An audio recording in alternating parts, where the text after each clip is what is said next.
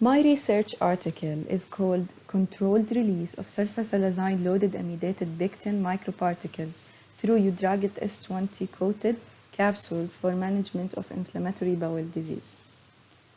First of all, what is inflammatory bowel disease؟ كيف رح نعرف هذا المرض؟ رح نعرف هذا المرض بإنه لما يصير عندنا بالجي آي تراكت زيادة بإفراز الانفلاماتوري سايتوكاينز واللي بتأدي إنه يصير عندي disruption في الاميون سيستم وبالتالي رح يعطيني ريسبونس. هاي الريسبونس هي الانفلاميشن والبين والتيشيو دامج.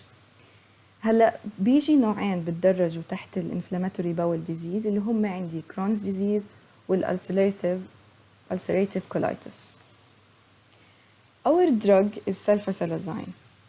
هلا كتعريف لهذا الكيميكال دراج هو عبارة عن azo conjugate for 5 amino salicylic acid and sulfapyridine. طب أنا هذا الدراج ليش رح استخدمه to treat the inflammatory bowel disease؟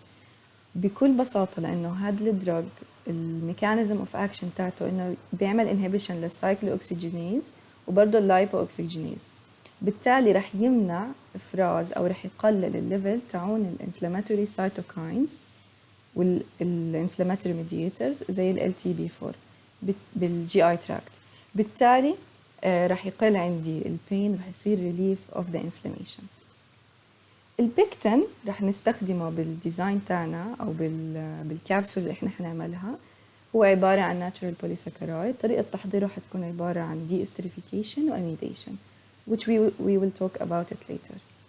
هلا كدرug delivery system the best choice here is microparticles لأنهم بتميزوا إنهم they are selective to the site of action. They can directly deliver our drug to the site of action. وفي منهم formulas that are pH sensitive بالتالي ما رح يصير لها degradation بالمكان اللي أنا ما بدي إياه، يعني ما يصير لها degradation بالupper GI tract. الإكزامبلز عليها المايكروسفير والمايكرو بارتيكلز and so on. إحنا رح نستخدم المايكرو بارتيكلز. اليوتراجت S20 عبارة عن enteric coating polymer عشان نعمل coating للhard gelatin capsules. The aim of this study is to prepare an amidated pectin as a polymer in the microparticles that are stuffed or loaded with sulfasalazine for colon targeting to treat the inflammatory bowel disease. As we said, we are targeting the inflammatory bowel disease or colon diseases. So the capsules will dissolve in the colonic fluid, which have the pH of 7.4 to give the release of the drug in the site of action, on the selected site of action, to treat the inflammatory bowel disease. Methods and experiments. The first thing that is going to be done is the preparation of the amidated pectin. We said before that it is done by de-esterification and amidation. The de-esterification is done by suspending the pectin in hydroalcoholic solution. Then after cooling it, we will perform the amidation, which is by adding ammonium hydroxide. This reaction was completed by the power of magnetic stirrer to guarantee the sedimentation of pectin. As we can see here, this is the structure of pectin. After amidation, this is the amine here in the structure, in the modified structure, which is amidated pectin. Now the preparation of the drug, which is sulfasalazine, it is done by ionic gelatin technique, which is like ionic reactions. Different formulations were prepared that contains different ratios of polymer and drug, yani different ratios of sulfasalazine and amidated pectins. At the same time, with different concentration of calcium chloride dihydrate. These different formulations were suspended in an aqueous solution to get a dispersion. Then we add them dropwise to a solution of calcium chloride, also under magnetic stirring conditions. As we can see here, we have 6 formulations of the sulfasalazine and amidated pectin with different ratios of them and different concentrations of calcium chloride dihydrate. Now, the last thing in methods it is the coating of the hard gelatin capsules. It is double layer coating. The inner coat is done from HPMC, as we can see here, and the outer layer or the outer coat is you drag it, as we talked about it later. Also, they used a plasticizer, which is PEG 400. The method of coating is dip coating method, and then the capsules were dried in the hot air oven.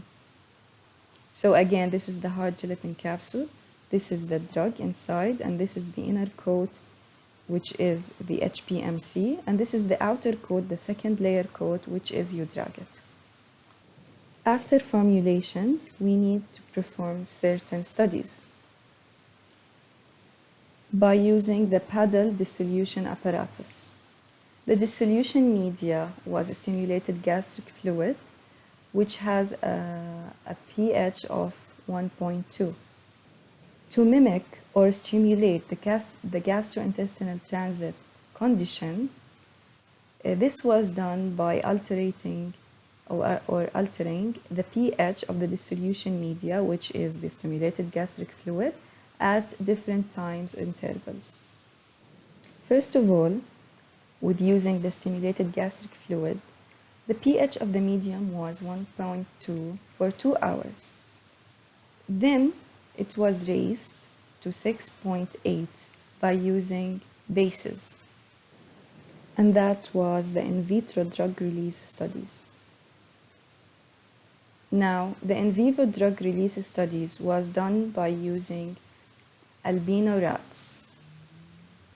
The rats were given for a week a 1 ml of 2% amidated pectin with sufficient distilled water for the activation of colonic enzymes. After sacrification of the rats, the colon part was removed and transferred to dissolution studies for more informations at different pH ranges, which are 1.2, 6.8, and 7.4. The results are done by X-ray studies, which I'm going to talk about them later. Now, the results of this research article. First of all, physiochemical characterization. We have, as we said, 6 formulations with different polymer and drug ratio. Now, we will compare between these 6 formulations. As we can see, we have different particle size and zeta potential and yield and entrapment efficiency and swelling index. We can clearly see that the formulation number 4 has the highest yield and also the highest encapsulation or entrapment efficiency. So formulation 4 is the optimized formula that the researchers had done more experiments on it. The morphology of the hard gelatin capsules was estimated or examined by using a scanning electron microscope. As we can see, it is spherical in shape with a rough surface, and also a scanning was made to the U-dragget coating, as we can see in this figure.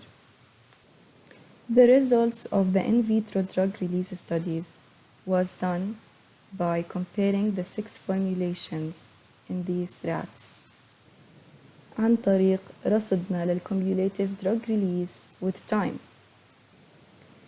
The drug release was not changed significantly at pH